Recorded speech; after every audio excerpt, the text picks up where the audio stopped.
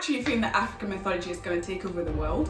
Asher D, amazing content creator, tagged me in a video of a guy saying that African mythology is going to take over the world just like Afrobeats and stuff like that. And you know what? I'm here for it. Yes, we are going to take over the world. You're going to see African mythology not only in books, but in movies, in cosplays, in cartoons, in every single thing. Just wait for it. If you're watching this video, you know, like, I am the African mythology plug, and I'm still on the lookout for more and more books and stories within that genre. Welcome back for the top 10 African mythology books. Top 10 African mythology inspired books. We're getting to the juicy nitty gritty top 5 books. I aspire not to usually do this, but in top 5 we have Witches Steeped in Gold.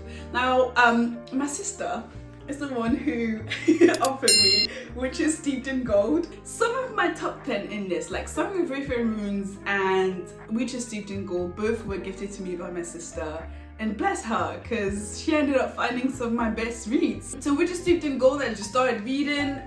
The story is really good. It's two black female lead, dark skin, kind of like competing against each other with magic and all that. They start to join in powers for a common goal. Now, it's sitting at my top 5 because I started reading it. I think it's good. I think it might go up, it might go down. We don't know. But, you know, it deserves a place in this top 10. It's here. It is here. It is here. I really need to up my game for ice latte because this one isn't, it's giving, but it's not giving. It's giving ice, but it's not giving the coffee. Anyway, I've actually drank so many iced coffees that I could probably do like expertise on iced coffees. Like meaning that by tasting it, I could know whether it's an iced coffee that I like or I don't like. Number 4 is a book that if you follow me on Instagram, on TikTok, you probably know about. Skin of the Sea by Natasha Bowen. Now, actually, I want to flex again by saying that yes, no, I haven't met Natasha actually, which is so weird because, you know, we actually have jokes and banter together. I swear, we actually do. She was onto my book club, so I used to have a book club called the Educated Gang. I am thinking of putting out there, again, another book club dedicated to black stories, but I really want to find the right format and something that really works for you all and me. Natasha Bowen came onto the book club for the book release of Soul of the Deep, which is book 2, and we had such a time, yo! It was so fun. Like, Natasha Bowen is actually such a funny person. Anyway, Skin of the Sea. Oh man, I've repeated this summary so many times. I feel like Skin of the Sea is this perfect combination between creatures, goddesses, because you have Simi, who's a Mami Wata, which is a mermaid in Nigerian Yoruba mythology, which, by the way, Nigerian Yoruba mythology is basically what is dominating African mythology right now.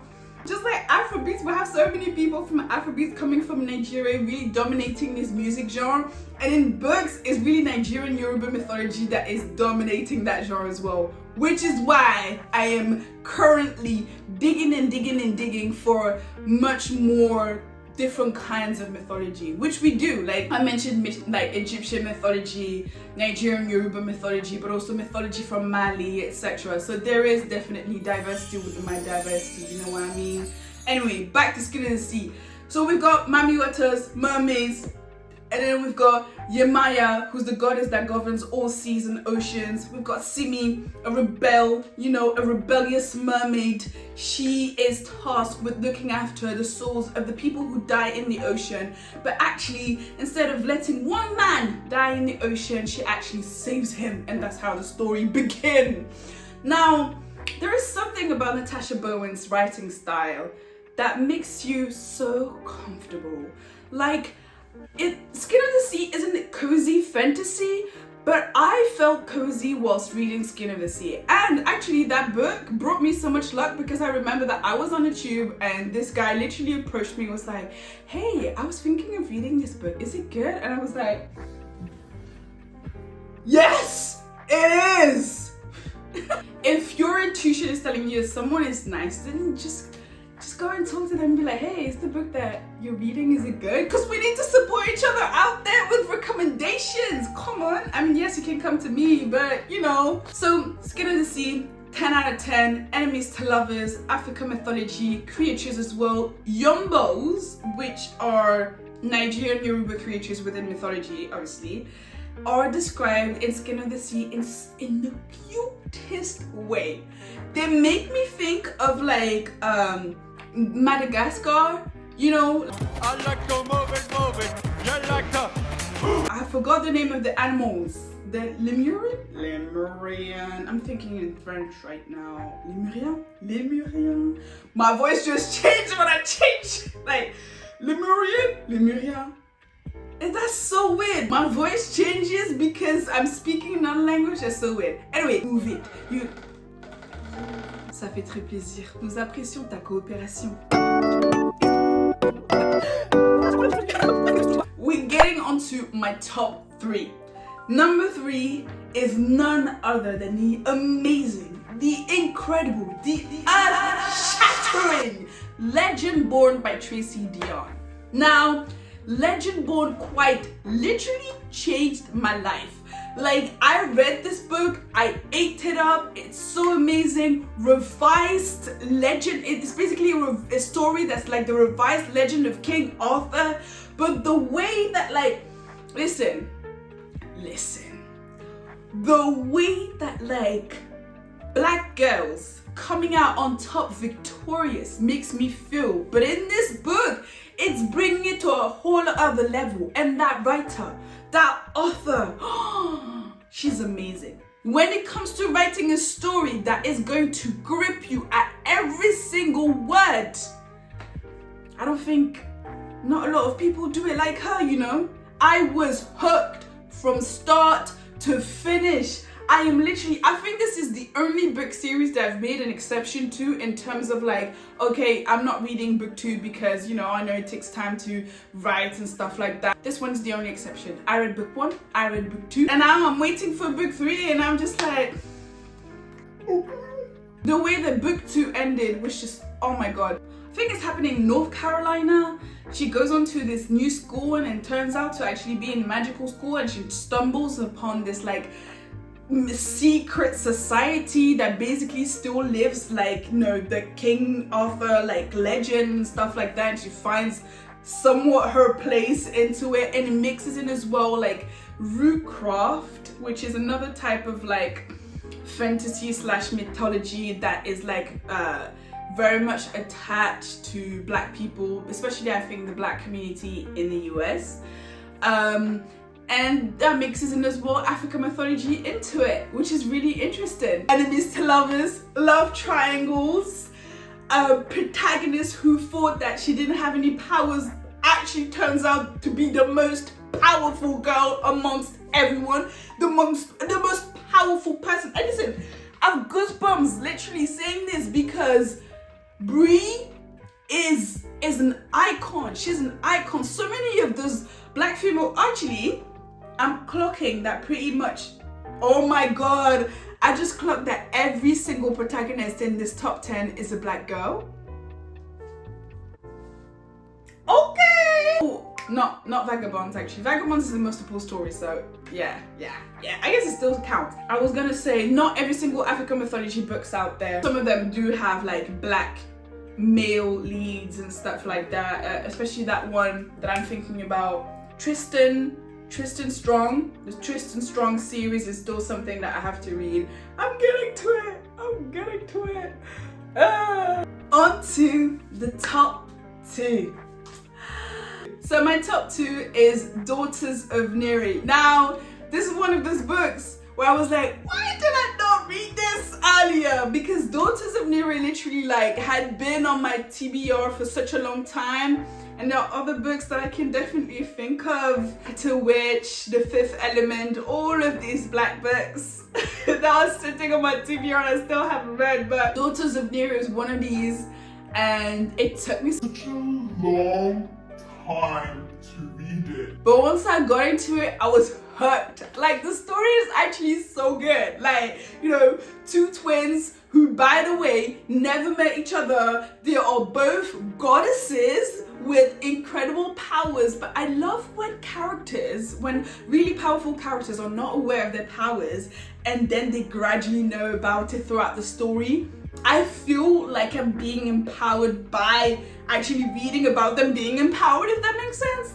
And so Daughters of Nier is literally a book that, like, it just does that so well. And the covers just justice to African mythology, fantasy, black fantasy goddesses so well. I just wish I had started reading this book much earlier. I gobbled this series in just a matter of days, and I even bought the hardcover of the second book just because I was like, those books have to be into my collection together because they literally, they just look so good, and we have so many different types of stories. Found family, yeah, I think this book really made me like found family because I really like when you see how much everyone's bonds kind of like develop and why they choose this family instead of the family that they were born with, you know?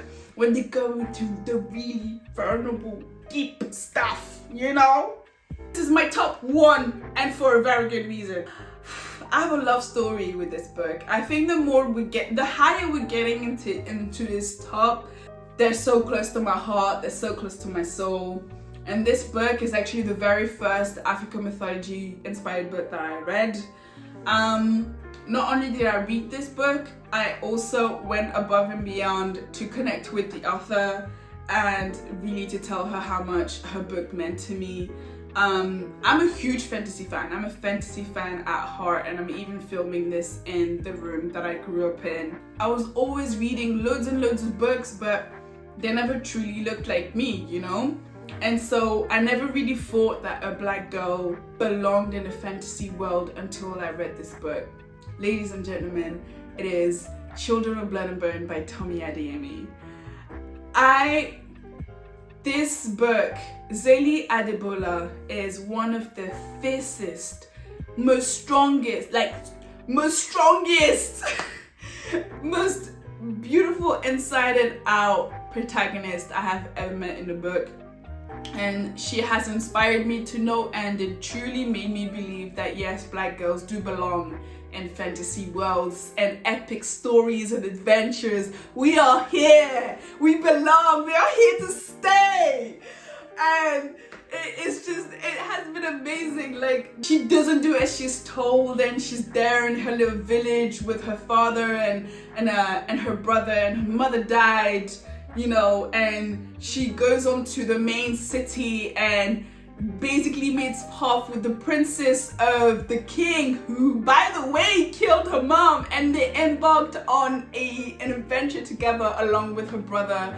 And her pet is a huge lion. And literally, I think that what I like the most about Children of Blood and Bone is not I just love the beautiful tension between the two. But it's also like there's different kinds of magical groups, and each magical groups has like their own types of magic, and they're very much talked about all within the series of Children of Blood and Bone, book 1, book 2, etc.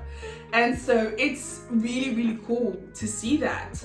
So Zélie is kind of part of the group that manipulates death, life, all of that, ghosts, you know. Even Amari and how strong she is, I think that, like, you know, when you read a book and there's the character you admire and there's the character you actually relate to, and when they both stand in the same situations together, it's so obvious to you the one that you actually resonate and the one that you currently are.